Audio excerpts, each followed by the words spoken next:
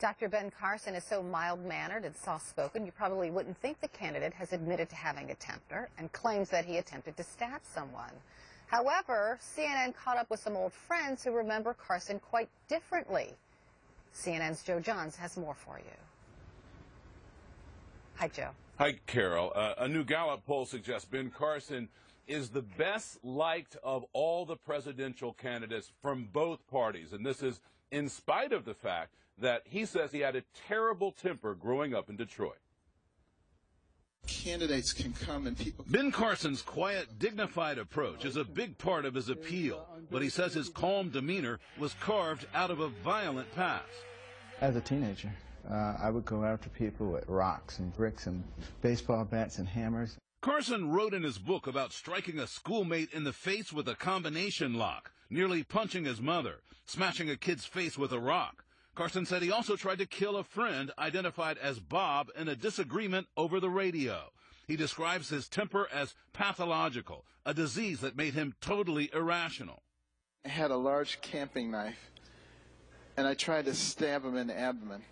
And fortunately, under his clothing, he had on a large metal belt buckle. And the knife blade struck with such force that it broke. It was, he says, a pivotal point in Carson's life, depicted in a TV movie. Benny, what'd you do?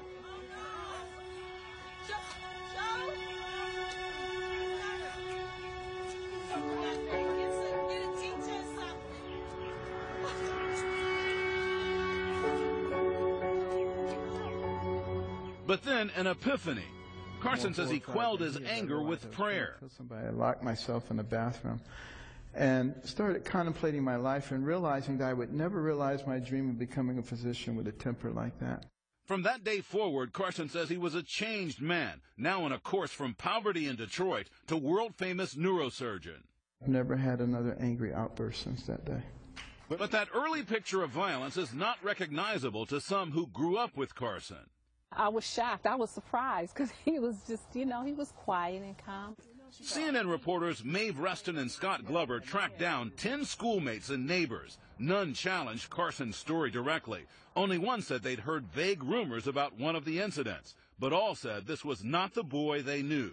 I was really surprised when I read he tried to stab someone. Like, what? Does it fit with the guy who you knew? That kind of activity? No. The campaign has refused repeated requests from CNN to help find witnesses or the victims Carson mentions only by first name, telling CNN it was a, quote, witch hunt. CNN has been unable to locate witnesses or victims.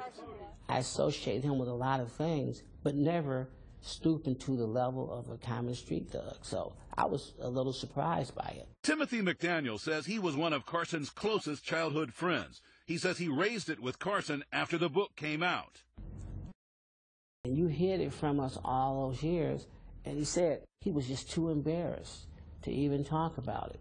I was surprised at some of the things he said, but, he said them honestly, and I believed everything he told me. It's not entirely clear why Ben Carson says he had such a terrible temper when he was growing up, though he makes clear in his book that his father had left the marital home, his mother struggled to make ends meet, and he suffered through some pretty rough racial conflicts growing up in Detroit. So, Carol, there was plenty to be angry about. All right, Joe Johns reporting live for us this morning. Thank you.